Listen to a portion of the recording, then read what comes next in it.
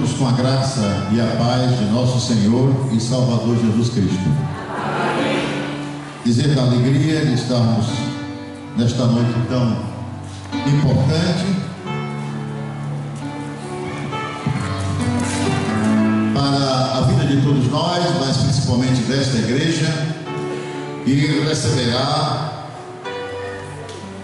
um obreiro aprovado, pois a Ordem Batista, de Pastores Batistas do Brasil, representada na subsecção grapionense, reunida nas dependências desta igreja há um pouco mais de 8 dias atrás, examinou o candidato Marcos Bispo e, depois de examinado, deu como aprovado para o Santo Ministério da Palavra, para o exercício do ministério. E estamos voltando hoje para o complemento, para a sequência e também a última parte desse momento na vida deste obreiro, que é a solenidade de imposição de mãos e que nós chamamos de ordenação ao Santo Ministério. Nós batistas declaramos então aqueles que se prepararam, aqueles que estiveram durante um tempo esperando esse momento, e a partir desse momento é que nós o declaramos de fato e de verdade pastor, totalmente imbuído, totalmente então revestido da autoridade pastoral para o exercício do ministério. Eu quero conclamar os colegas para que possam me conceder, na qualidade de presidente da Ordem dos Pastores Batistas, subsecção grapionense, uma aquiescência para que seja aberta uma sessão extraordinária para então o relato da solenidade de ordenação do candidato Marcos Bispo. Apoio? Favorável? Digo sim. Então estamos então em sessão extraordinária aberta pela Ordem dos Pastores Batistas do Brasil, subsecção grapionense, para então ordenar ao Santo Ministério o irmão Marcos Bispo.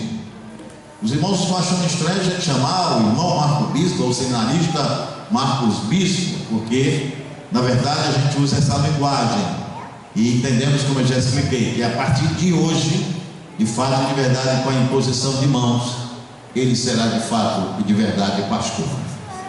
Nós queremos então pedir ao pastor Madison, que foi o secretário do concílio examinatório, que também proceda com o registro da ordenação, a fim de que o mesmo pastor possa então lavrar as 2 atas, e essas 2 atas darão ao candidato o documento oficial para ingresso oficial na Ordem dos Pastores Batistas do Brasil, através da subsecção, através da secção Bahia, até chegar então na secção Batista Brasileira no estado do Rio de Janeiro. E assim o pastor estará registrado, credenciado então como pastor batista para o exercer da sua função, do seu ministério em todo o território nacional. Eu quero pedir aos irmãos que abram as suas Bíblias na primeira carta do apóstolo Pedro à igreja,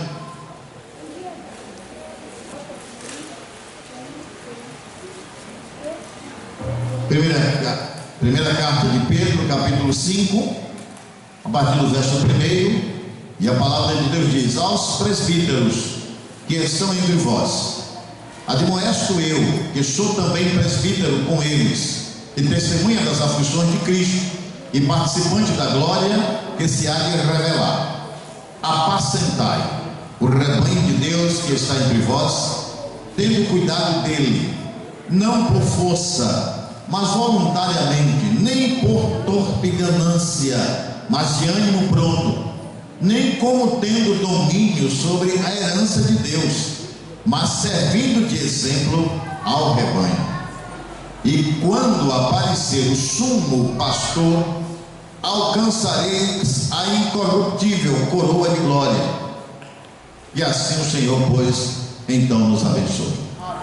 Esse texto serve para todos nós que somos investidos no ministério pastoral, sabendo de que estamos tomando conta de algo que não é nosso, estamos dirigindo algo que não é nosso, e nós não podemos fazer por interesse próprio, mas fazê-lo por conta daquilo que está sobre os nossos ombros, que é de fato a vocação, a chamada, a convocação de Deus, que Ele então nos concedeu para estar diante do seu povo. Não vamos usar dessa prerrogativa para nos dar bem, para tirar lucro, para lucrar diante do povo de Deus. Não devemos espoliar o povo, não devemos extorquir o povo em benefício próprio. Como pastores, nós temos apenas uma herança, e esta herança está no céu, é o Senhor. Não temos riqueza na terra e nem poderemos adquirir riqueza exatamente usando o povo como então escada, como pedestal, para nos colocarmos acima do bem e do mal. O Senhor nos chamou para guiar o seu povo e devemos fazê-lo com toda a humildade, com toda a santidade, com toda a responsabilidade, saber que estamos cuidando algo de Deus e nós devemos então devolver, entregar a Deus, porque Ele vai pedir contas da nossa vida. Portanto, pastor Marcos daqui a pouco vai ser revestido desse poder para guiar o povo de Deus, conduzir o povo de Deus, não por torpe ganância, não por interesse próprio, mas por obediência e por verdade, segundo o que Deus colocou em seu coração, pela chamada e pela vocação, para agradar a Deus, não a si próprio. Eu quero pedir então a algum colega que me ajude a tirar esse púlpito aqui do lugar, que nós vamos para o momento da cerimônia. Hermevaldo, que é mais forte, eu e ele, nós aguentamos. Obrigado, Gilberto. Poupou a minha vida de... Nós queremos chamar o Marcos Bispo, queremos chamar os colegas para fazer um semicírculo aqui, queremos chamar o Marcos para se ajoelhar de frente aos irmãos, queremos convidar a todos para se colocarem em pé.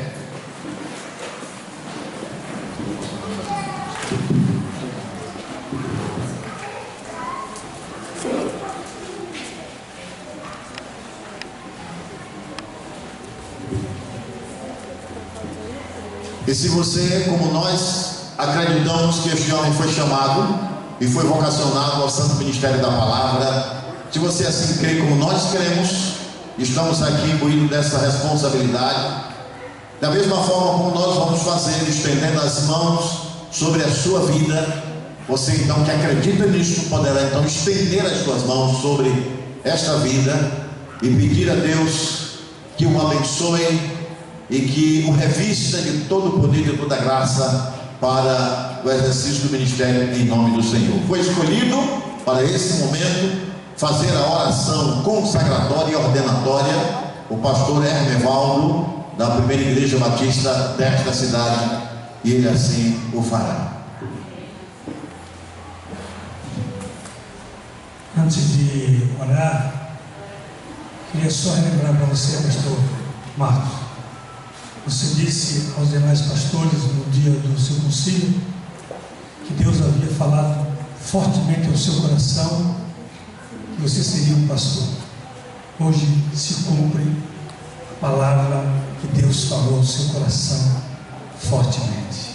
Vale a pena crer na palavra de Deus.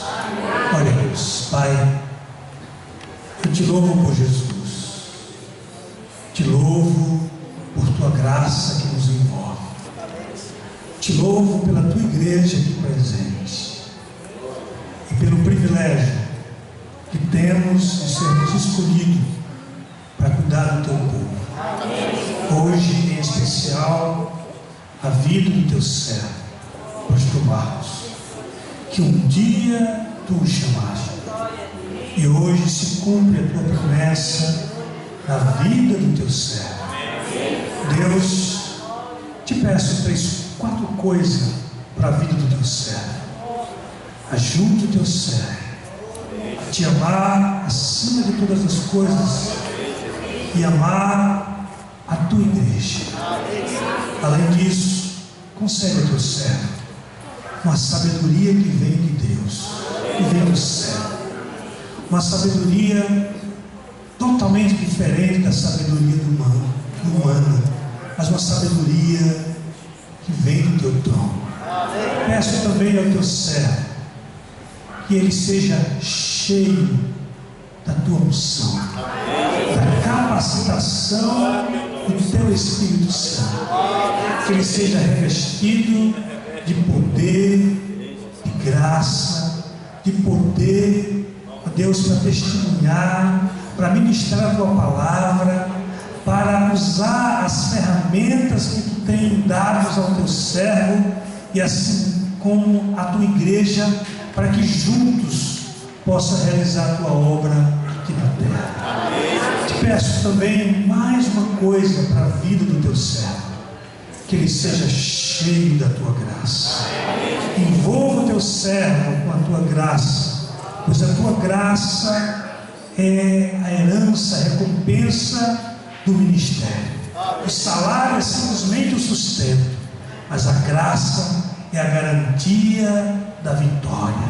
Por isso, meu Deus, em nome de Jesus, nós, como pastores aqui presentes, consagramos o teu servo e dando a ele esse título, conforme os registros da nossa convenção e as regras da nossa convenção. Nós sabemos que ele já é um escolhido teu, por isso nós nos consagramos no nome de Jesus e para a glória de Jesus. Amém. Deus abençoe.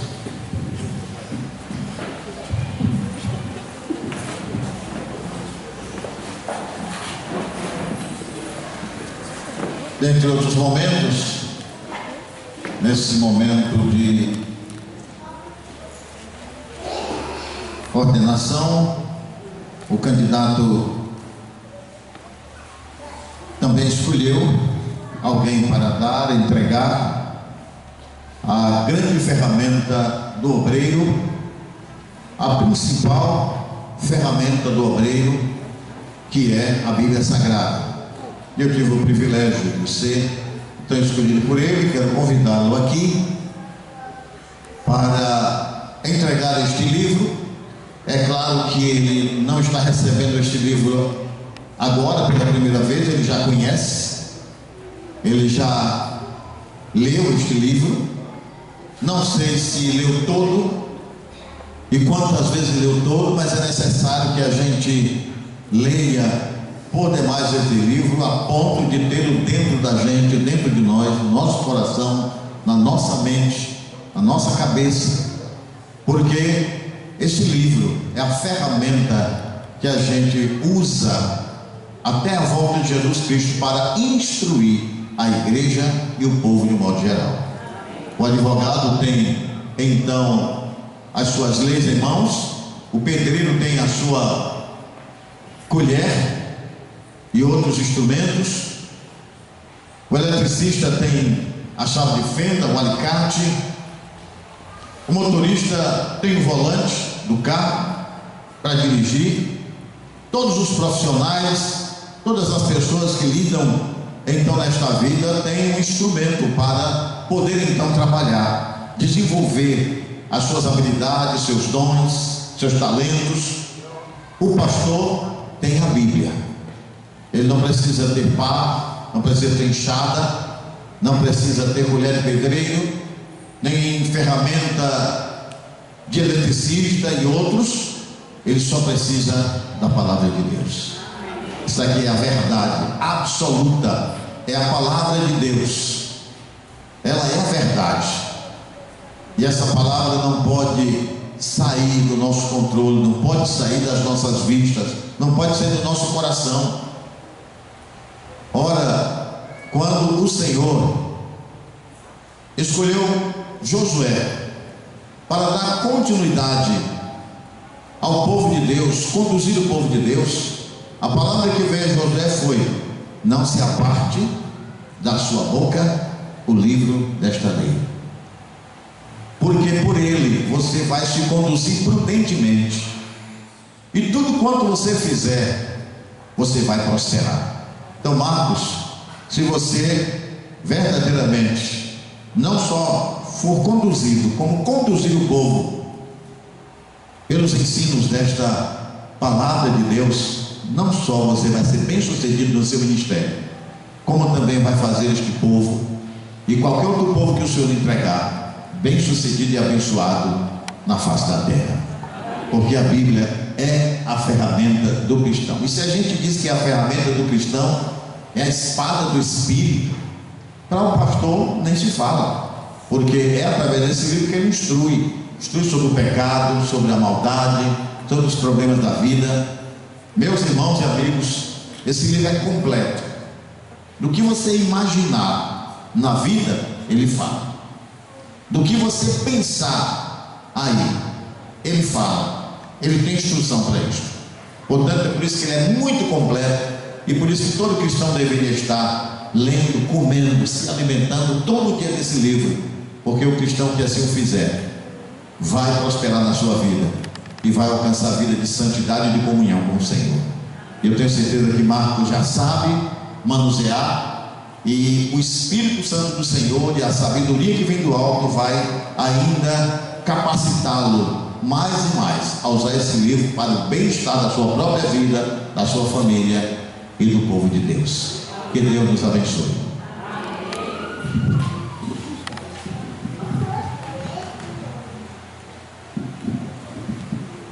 Irmão, nós temos o orador que vai nos trazer o sermão ocasional, e foi escolhido para este momento, para esta ocasião, o pastor Ronison Matos, pastor da Primeira Igreja Batista em Uruçuca, que vai então nos trazer a mensagem de Deus.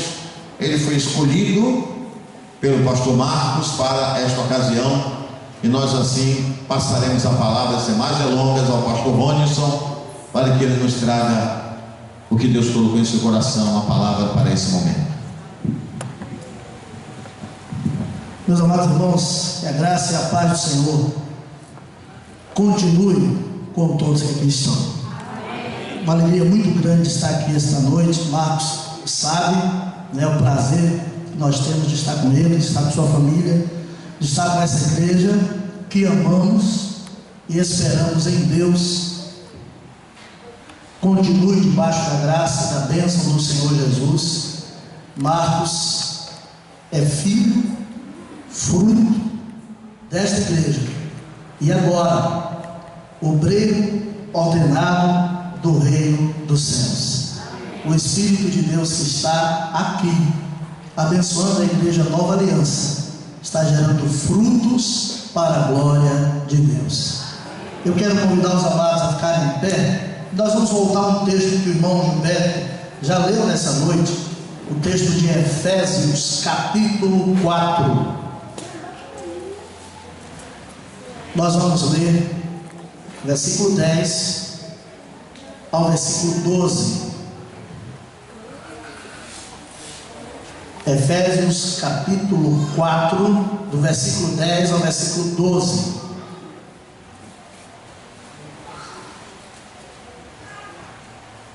A minha versão diz assim: aquele que desceu é o mesmo que subiu acima de todos os céus, a fim de encher todas as coisas. Gostaria que a igreja recitasse agora.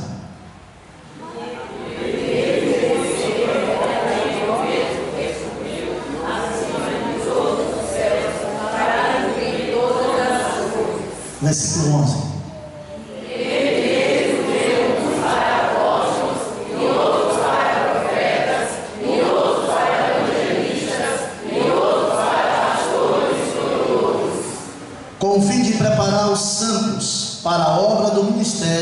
para que o corpo de Cristo seja edificado. Amém. Pai querido, rogamos agora que o Teu Espírito Santo, que aqui presente está, em Tua infinita misericórdia, digne-se a falar aos nossos corações mais uma vez nesta noite, falando à Tua igreja, falando ao Teu servo, agora ordenado ao Teu ministério, falando às nossas vidas, conforme o que Tu queres. Assim oramos em nome de Jesus. Amém. Podeis assentar, irmãos.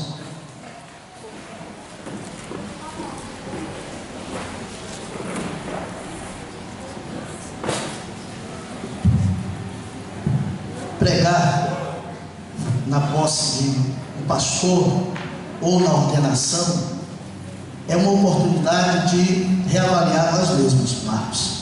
Então o que eu vou compartilhar hoje não é apenas para você, em especial, sim, mas não apenas, não se limita a você, mas a mim, aos pastores que estão aqui, a igreja de Jesus Cristo, porque é o ideal de Deus.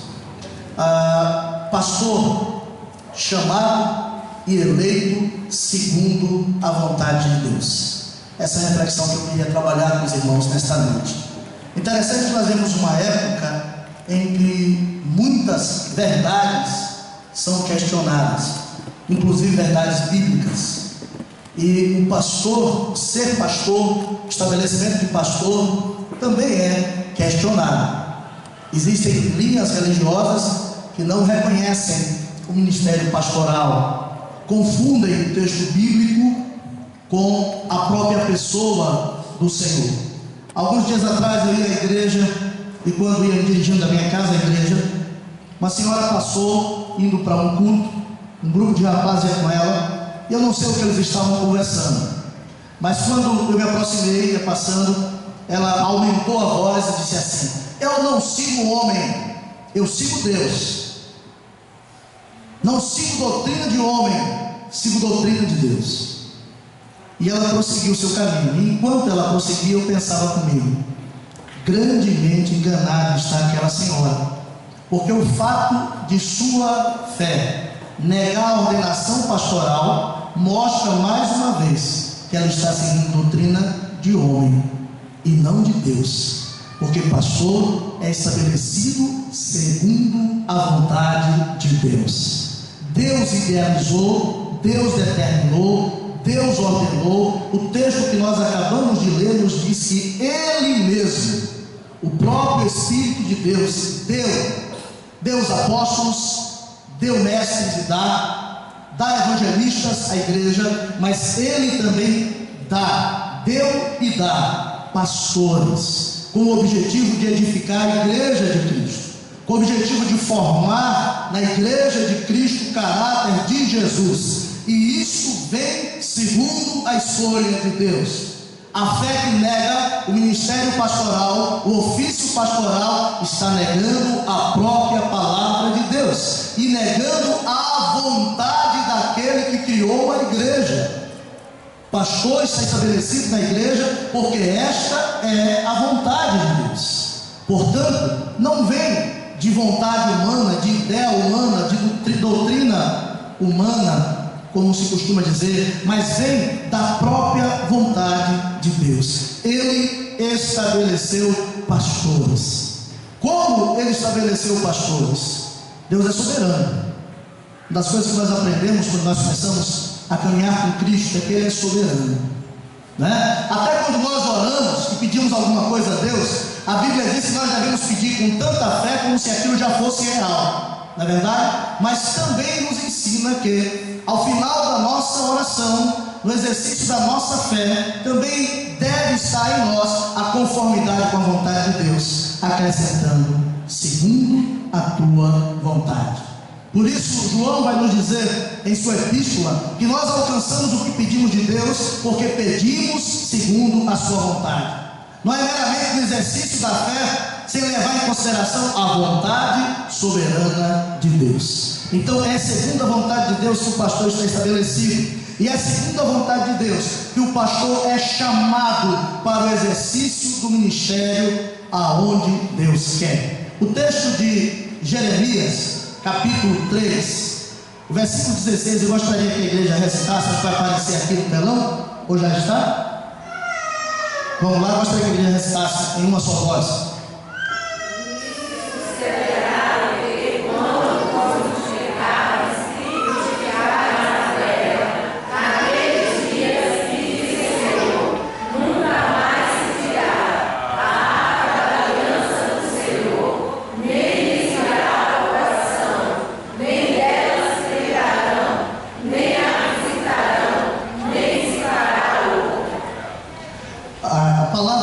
Nos mostra nesse texto uma ligação com a Arca da Aliança, em que o povo de Israel dependia daquele instrumento para que Deus estivesse presente.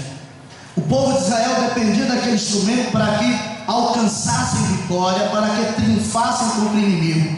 Aquele móvel simbolizava a presença de Deus no meio do povo.